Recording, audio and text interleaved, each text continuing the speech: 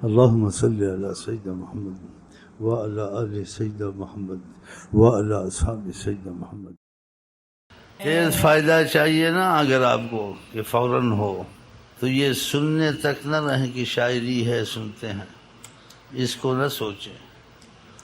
آپ کی اس حدیث کو یاد کریں جو کہا قیامت تک ساری کائنات میرے سامنے ایسے ہے جیسی میری ہتھیلی، یہ سب کچھ نظر میں رکھتا ہوں.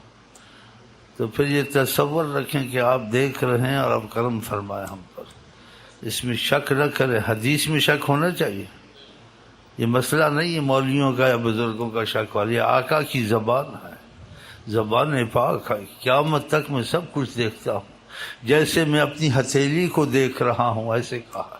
تو ہم یہاں بیٹھتے ہیں تو درخواستیں دیتے ہیں، ہم میلے ہیں، معاصی ہیں، ہماری دین دنیا سب آپ کے وسیلے سے بنے گی. آپ کو وسیلہ خدا نے بنایا ہے تو بھیجا ہے رحمت للعالمین کا نام دے کر. ہاں ایسے سمجھیں، کیونکہ بیچ میں شکی مزاج دیوبندی بریلوی بنے ہوئے ہیں. پہلے صدیوں دیوبندی بریلوی تھے. دیوبندی بریلوی شہروں کے نام ہیں، چیزوں میں نہ پڑے. بس دیکھیں انہوں نے کیا کہا ہے. جو انہوں نے کہا ہے وہاں مذہب نہیں ہے، وہاں انہی کی بات ہے. مذہب وہاں ہے جہاں آقا کا ثبوت یا نہیں ملے یا کچھ الجھن ہے. یہ تو صاف باتیں آقا کی رحمت للعالمین. اور قیامت تک سب کچھ میں دیکھتا ہوں. اور قرآن نے کہا ظلموا انفسہم، اگر کوئی مصیبت کر لیں، کوئی گناہ کر لیں، کوئی پریشانی میں آ جائیں، آپ کے پاس آ جائیں تو ہم نے وعدہ کر لیا ان کو بخشش ہے، معافی ہے.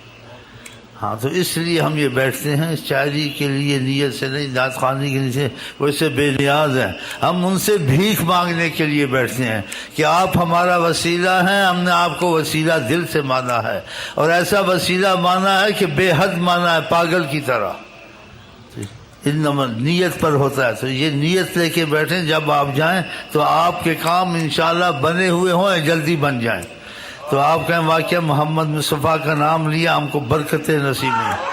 ہاں نیتوں کو، دل کو مضبوط کریں، شکی مزاج نہ بنیں. حدیث قرآن میں شک نہیں کرنا چاہیے. حدیث قرآن میں مذہب نہیں ہوتا. مذہب وہاں ہوتا ہے جہاں حدیث قرآن سے سمجھ میں نہ آئے تو پھر کوئی رستہ نکالے. جب حدیث قرآن سے واضح بات ہو گئی پھر رستہ کیوں نکالے؟ آقا نے تو بات ختم کر دی.